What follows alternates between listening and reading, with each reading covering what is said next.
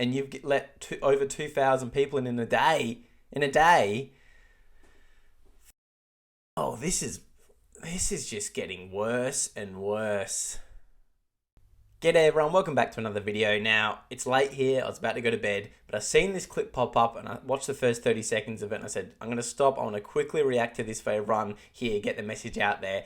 And it's really about what Anthony Albonese's government has let in after the October 7th attacks. He's gone over to the Palestine side and said, let's import thousands of you into our country and see what happens. And we've had non-stop protests ever since and now a terror attack. So, shocker. Let's watch this full clip, see what's going on and do a quick reaction to this because when I started watching it, I thought it was shocking. So let's see the whole story and see what she has to say.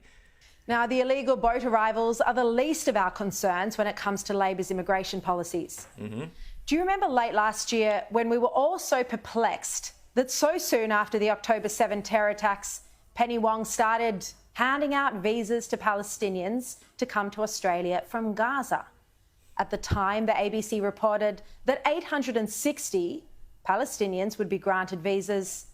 And on this program, we questioned how security checks could be done so quickly when ASIO has previously said these... Can you imagine going over to a country that's at war and a country that's led by terrorists? The country is ran by Hamas, which is a classified terrorist group, and saying, here's all your visas, let's bring you all into our country and quickly get you in, not check you properly, and just see what happens. Let's just see what happens. It's just ridiculous. It makes me so angry, like how stupid this government is. This can take months. Well, the Albanese government has quietly nearly tripled the number of Palestinians they're bringing into Australia. From October 7th, and those are the terror attacks, remember, from October 7th until the 6th of February this year, 2,273 people who hold a Palestinian Authority travel document, so 2,273 Palestinians have been given visas to Australia. And let me tell you, the security process is worse than any of us could have imagined. Can you imagine that? Why? Other countries won't even take them because they cause all this trouble. And of course, I'm not talking about all the Palestinians. I'm saying if you let in 10, innocent Palestinian citizens, but one of them's a terrorist, that's too much. We don't need to take that risk, especially if they're rushing them into our country and not vetting them properly. And it's no surprise, Anthony Albonese has always supported the Palestine protests. Like, if you've seen the clips from my video that I did a few days ago of footage coming out of Anthony Albonese at protests for Palestine like 20 years ago. Of Israel has been throwing rocks. This is just ridiculous. This is the leader of Australia. So no wonder they're rushing to get these people in the country because that's his views and he's always supported their side. We've spoken about how security checks are essential because we need to make sure that the Australian government isn't flying into Sydney and Melbourne and our other major cities people who have links to Hamas, Palestinian Islamic Jihad, or any other terror group.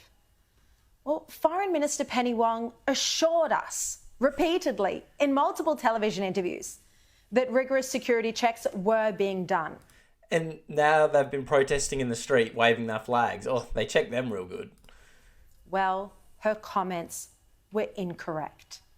Because officials have revealed in Senate estimates that far from rigorous security checks, which as ASIO has said can take months, these visas were being approved in a single day. One day. Have a look. Between 7th of October and 31st of December 2023, the department granted 2,127 visitor visas to people declaring Palestinian citizenship, and an additional 148 migration and temporary visas were granted. What's the average processing time for a visa like this? Globally, for a visitor visa, the median processing time is 1 day.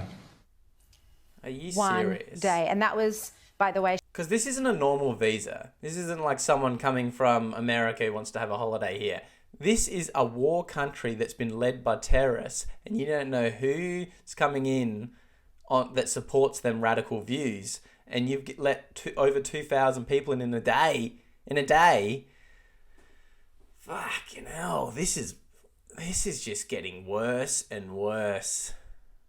Comment down below what you think. I'm in shock. I cannot believe this government has done this and are letting in these radicals. Let's just watch a little bit more. I just can't believe that. One day. Because I haven't reacted to this video. I haven't watched it or anything. I just seen that they were talking about, how many they're letting in. And I thought, they're letting them in really quick, just flooding them in. But a day? In one day? Jesus, no wonder we have so many problems here. Shadow Home Affairs Minister James Paterson doing that questioning. He did a sensational job. But if that's not disturbing enough, one day, some visas for Palestinians were apparently granted in an hour. Jeez. Have a look again. But there was also a media report by the ABC on the 9th of December entitled Australians Turn to WhatsApp Group for Help to Get Family Members Out of Gaza, in which some individuals claimed their visitor visa for relatives were approved within 1 hour.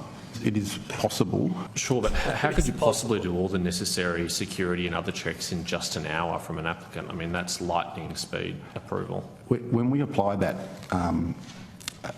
vast range of information to consideration of visitor visas, so if you look globally, a very large number of our visitor visas would be done inside an hour.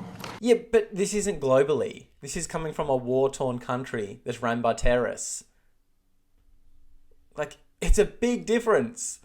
The assessment is essentially looking at all the information we hold and applying that in a number of ways to the application in front of us.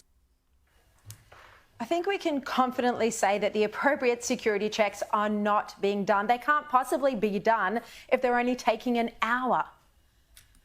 Yeah, that was really good by Sky News. They're one of the only news organisations that are reporting properly on this stuff.